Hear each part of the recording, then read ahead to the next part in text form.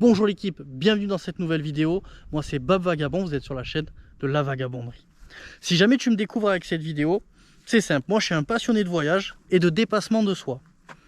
Si tu as envie d'en savoir plus, je te laisse faire un tour sur la chaîne. Tu as des vidéos, tu as des playlists, tu as plein de choses. On est là pour visiter le camion des Croustini. Les Croustini, c'est qui? Je vous les présente de suite.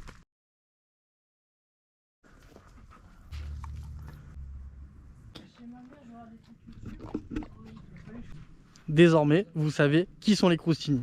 Maintenant, on passe à la visite du camion.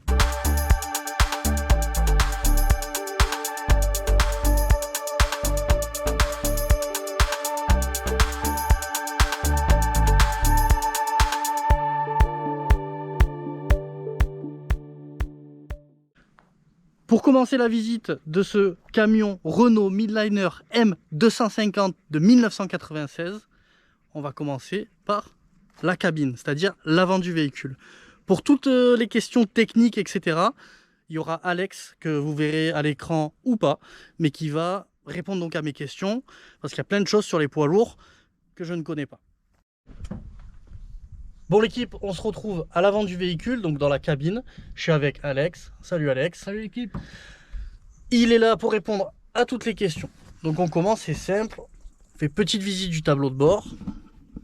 Donc vous avez la boîte à gants, le panneau de contrôle si on peut dire, et vous avez le volant et toute la partie technique. On va vous expliquer ça tout à l'heure. Avant de commencer, parce que je vois le stickers, donc on va en parler 5 minutes. J'en parle toutes les 3 vidéos, c'est normal. Camtar. Camtar, c'est quoi? C'est simple, j'en parle toutes les 3 vidéos. C'est une graphiste. C'est Caroline que vous avez vu juste avant. Alors je dis Caroline, mais en fait c'est Caroline, plus précisément. Donc c'est simple, je vous mets le nom ici, le lien de ses réseaux en description. Et si vous avez tout type de projet qui demande l'intervention d'une graphiste, vous la contactez et elle sera ravie de discuter avec vous, de réaliser vos projets. D'ailleurs, petite parenthèse, mais le sticker que je vous ai montré, c'est une chaîne YouTube, c'est les Gaulois, c'est quoi le Gaulois et sa famille nomade. Le Gaulois et sa famille nomade.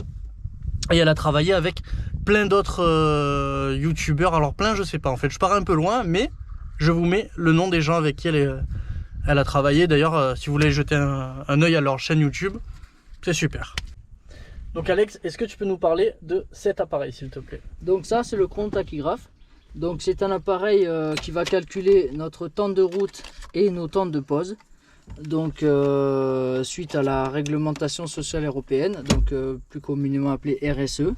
Et en tant que camping-car VSP Caravane, on est plus soumis à ces réglementations. Ok, donc merci Alex, c'est super. Alors j'apporte quelques petites explications. Donc VASP, c'est véhicule aménagé, spécial, particulier. C'est une norme, mais j'en parlerai plus en profondeur dans une autre vidéo. Concernant le poids du véhicule. Alors vu que ça fait 150 fois qu'on refait la scène, parce qu'à savoir qu'Alexander et moi-même on se connaît depuis 1602, et qu'on a du mal à rester concentré. D'ailleurs là maintenant au moment où je vous parle, personne rigole, c'est incroyable. Du coup, concernant le poids, le véhicule avant aménagement, avant homologation VASP, faisait donc 10 tonnes 2 à vide. Voilà. Et le poids maximum, donc poids total à charge 15 tonnes 7. Ok, 15 tonnes 7, donc c'est le PTAC. PTAC, poids total à charge. À charge. Maximum autorisé. Maximum autorisé. Qui n'a pas changé d'ailleurs. Ouais, donc ça change pas bien évidemment, puisque tu aménages l'intérieur, tu modifies pas comment dire, les capacités de charge, etc. Ça tu le fais pas, t'es pas transformeur de véhicule. Donc le poids à vide maintenant est de 12 tonnes 100. Voilà, ça c'était la petite partie technique, ouais, entre guillemets. Maintenant on va passer au kiff, on va passer pourquoi vous avez cliqué, on va passer... Ouh, les mots ils sont durs à dire des fois, hein. Ouais, donc...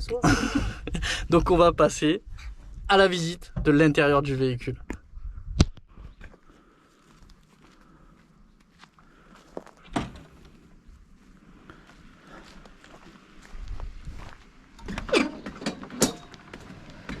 Donc on attaque par la chambre. Donc vous avez un lit. C'est, tu m'as dit, 1,90 sur 140. 1,90 sur 140. Donc c'est un lit super confort. Vous avez 3 placards de chaque côté. Donc un à Caroline, un à Alexander. C'est au top. Après, on passe en dessous. Vous avez l'échelle pour monter. Donc je vais l'enlever. Je vais l'enlever, je vais la mettre en haut. Merci Alex. Et on tombe dans la chambre des toutous. Donc vous avez les 3 lits pour les chiens et la partie technique, mais ça on le verra tout à l'heure. Donc on poursuit avec la cuisine. Donc vous avez un énorme plan de travail, un autre petit plan de travail et une gazinière. À savoir que forcément, dans un véhicule qui fait 12 mètres de long, donc la caisse à peu près 10 mètres on va dire, franchement vous avez la place de faire une cuisine mais comme dans une maison. Donc est-ce que tu connais toi Alex la taille du plan de travail? Non. Le plan de travail il est à peu près de 1,70 m. Voilà, 1,70 m, c'est que presque la longueur d'un lit. Donc autant vous dire qu'on peut cuisiner tranquille. Super plan de travail, un bon évier avec un robinet. Moi j'adore ces robinets là parce que tout simplement on peut les guider et c'est super. Et vous avez 1, 2 et 3 grands placards. Plus des petits rangements avec la déco, c'est super. Puis c'est pas fini, de l'autre côté, on a aussi une partie cuisine. Vous avez aussi un petit plan de travail à ce niveau-là, avec un placard. Et bien entendu, une petite gazinière. Petit placard.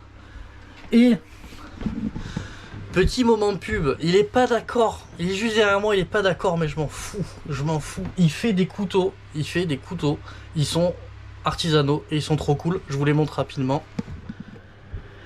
Vous avez celui-là, celui-là, celui-là. Regardez, ça c'est un des derniers qu'il a fait. N'hésitez pas à me dire dans les commentaires et surtout à lui dire à lui que ces couteaux, ils sont quand même cool. J'ai fait une pub, il est pas du tout d'accord. Il est là à côté de moi, mais c'est pas grave. M'en fous. Ça marche. Maintenant, on passe à la partie du salon. Moi, c'est une partie que j'adore. Forcément, je squatte chez eux, vu que je suis en road trip à vélo. Donc,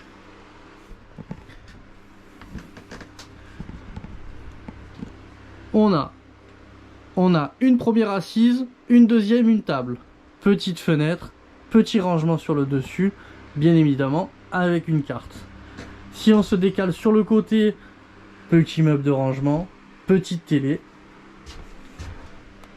avec la meilleure chaîne YouTube au monde, et je ne suis absolument pas prétentieux, c'est tout à fait normal.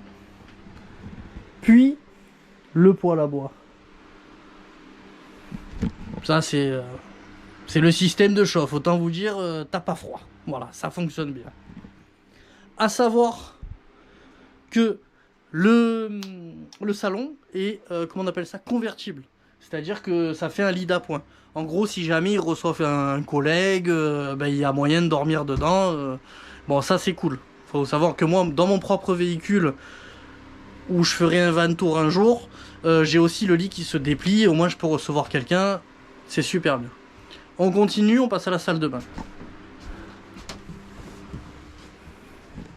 Salut. Donc on a toilette sèche, les copeaux, les serviettes, etc. Et le petit meuble. Je me retourne et là on a donc la salle de bain. Hop. Autant vous dire, pour avoir testé forcément, c'est au top. Hein. C'est mieux que dans mon camion, 1000 fois. Et c'est comme, d'ailleurs c'est une salle de bain de maison, c'est les mêmes dimensions.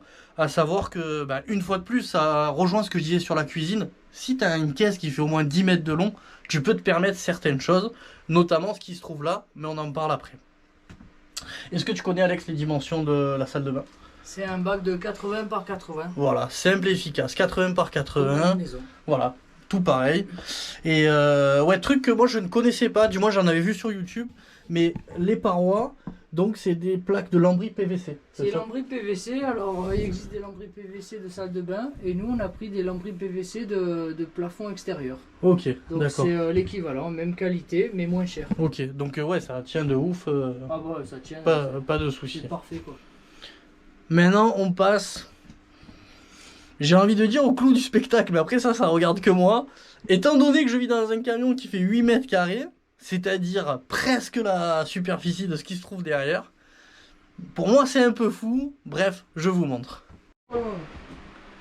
Donc, pour pas que vous vous perdiez dans le camion, on refait un petit plan. Donc là vous avez le lit qui est derrière moi avec le lit des chiens. On a la cuisine, le poêle à bois, le salon et la porte se trouve de ce côté-là. On avance. Hop, salle de bain. Puis là, on a une pièce qui est pour moi incroyable. Hop. Donc, qu'est-ce que c'est? Eh ben, moi j'appelle ça le garage. Comment t'appelles ça, Alex, toi? Local technique. Alex appelle ça le local technique. Donc, c'est incroyable. Alors, je vous fais un tour en partant de gauche à droite. Là, on a un meuble, c'est le local technique. Un frigo. Donc là, vous avez des rideaux parce que derrière, c'est le haillon. Le haillon, on verra ça tout à l'heure. On a une partie électrique, deux placards, qui est aussi la partie électrique, chauffe-eau et la machine à laver. Autant vous dire que c'est incroyable. Tu connais les dimensions au sol, non? Si, ça fait Si. 2,20 sur 2,60. Voilà, 2,20 sur 2,60. Pour un espace de stockage, c'est fou en fait. Comparé, moi il faut savoir que ça fait presque 8 ans que je vis en camion. J'en ai vu beaucoup, des poids lourds, j'ai vu beaucoup de VL, j'ai vu beaucoup de camping-cars. C'est pas, voilà, c'est pas quelque chose qui est commun de voir cette pièce-là. Et bon, ils ont eu raison de la faire parce qu'elle est super.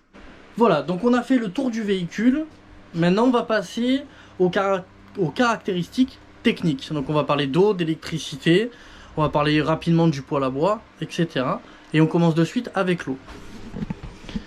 Donc au niveau de l'eau, on a une cuve de 315 litres. 315 litres avec Une pompe à eau de 13 litres minute et un vase d'expansion de 1 litre et demi. Voilà, donc pour vous expliquer très rapidement, la pompe, bon bah vous en doutez bien, elle prend l'eau, elle l'envoie dans les tuyaux, et le vase d'expansion, pardon, il sert à garder une certaine pression. Comme ça, la pompe ne se déclenche pas tout le temps, et elle garde 5 litres, t'as dit? Non, c'est 1 litre et demi. 1 litre et demi, pardon.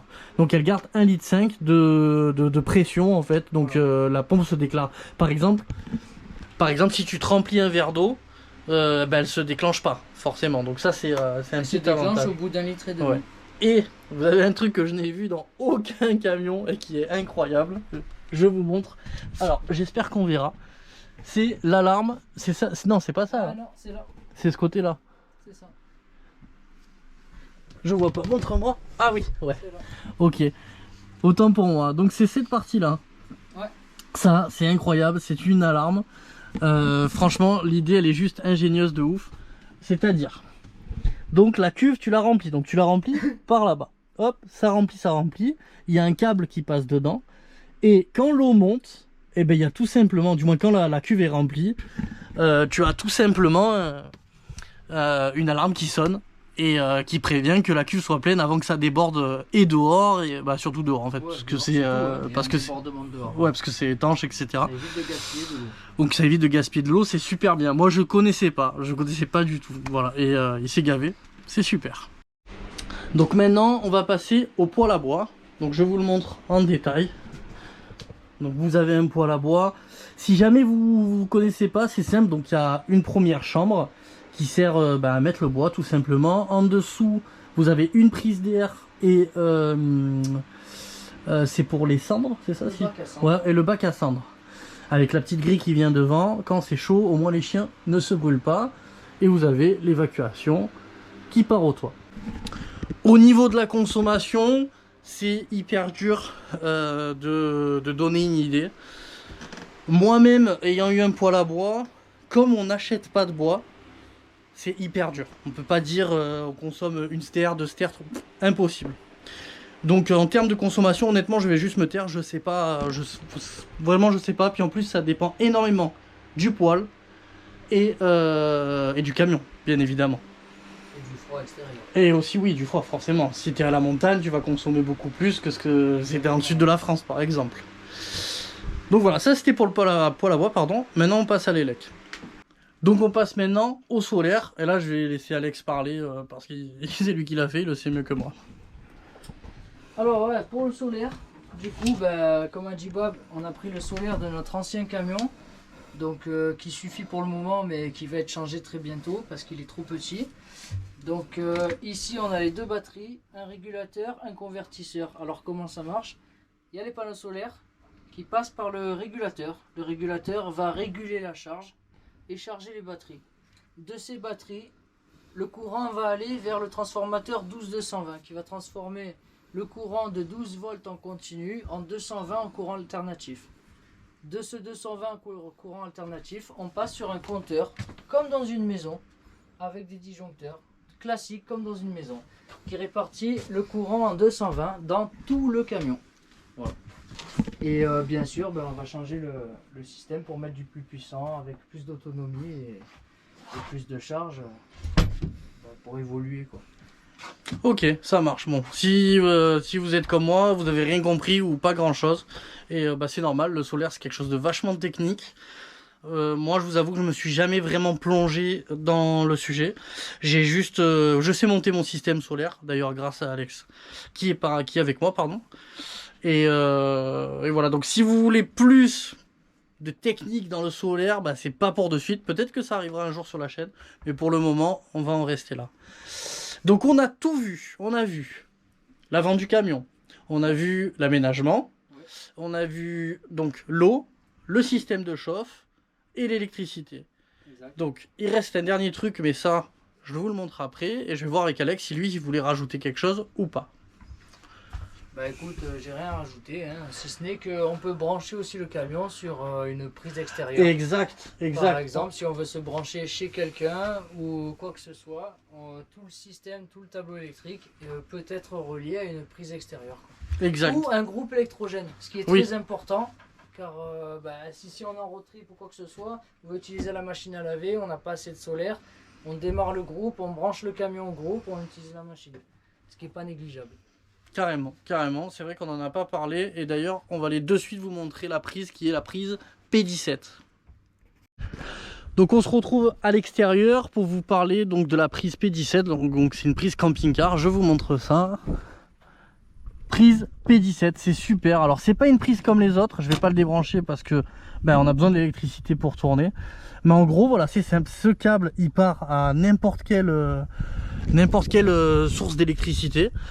Et tout simplement ça allume tout le véhicule, comment on dit ça? Ça alimente, merci. Ça alimente l'entièreté du véhicule. D'ailleurs, regardez-moi le véhicule comme il est hyper long. Là c'est dans une autre ville l'avant.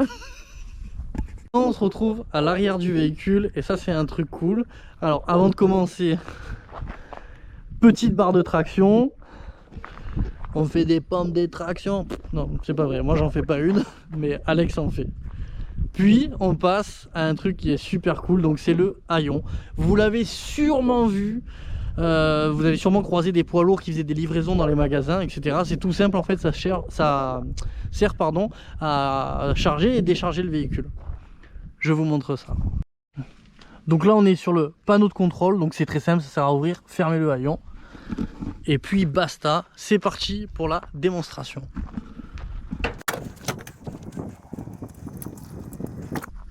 Waouh, regardez-moi cet espace de fatigué.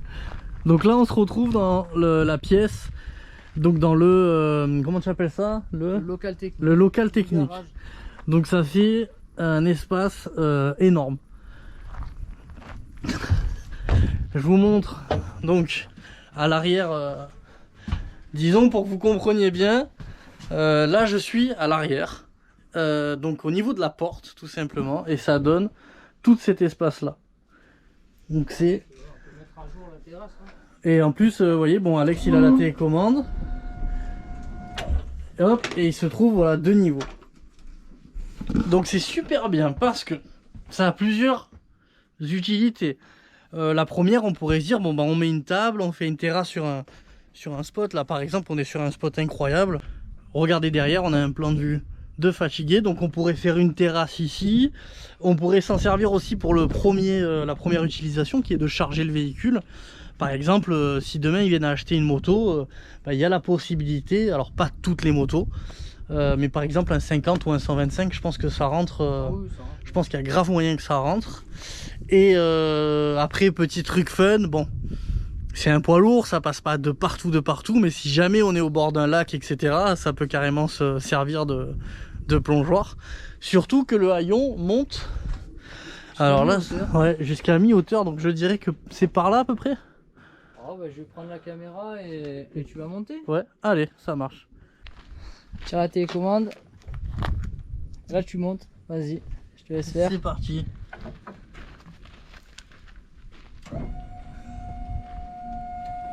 Alors là, moi, je suis en plein kiff.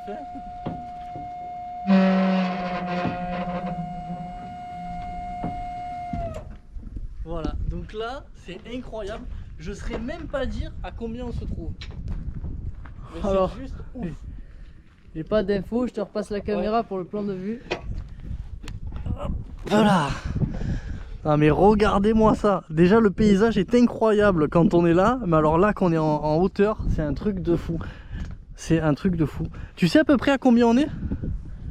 Bah, je dirais, vu ma taille, on est... Presque à 3 mètres, non? 2 mètres? 2 mètres? Non, plus de 2 mètres. Ah quoique, je sais pas. 70, Allez, 2 mètres. On est à 2 mètres de haut. C'est assez sympa. C'est assez sympa. D'ailleurs, au passage, petit panneau solaire. Petit panneau solaire. Donc voilà, sur cette magnifique vue que je vous remontre dans le fond, on arrive à la fin de la vidéo. Avant qu'on passe à la fin de la vidéo, j'ai carrément oublié de vous parler du prix. Donc le prix d'achat du camion, c'est 6 000 €. Le prix de l'aménagement, c'est à peu près 15 000 €, en sachant que le véhicule n'est pas totalement fini et surtout que le solaire, ils l'ont récupéré de leur ancien camion. Donc on peut facilement rajouter un billet entre 1000 et 2000 € pour être large, pour avoir un camion équipé au top du top niveau solaire. Sur cette belle vue, on arrive à la fin de la vidéo. Donc si tu as aimé la vidéo, n'hésite pas à mettre un petit like, ça m'encourage, c'est cool. Si tu as une question, dans les commentaires, tu demandes et je te réponds dans les plus brefs délais. Et si jamais vous voulez montrer ce genre de véhicule à des gens qui ne connaissent pas ou au contraire à d'autres qui connaissent, n'hésitez pas à partager. Moi, ça me donne de la visibilité, ça me donne de la force et c'est super. Sur ce, c'est la fin de cette vidéo. C'était Bab Vagabond. Bang, bang, bang.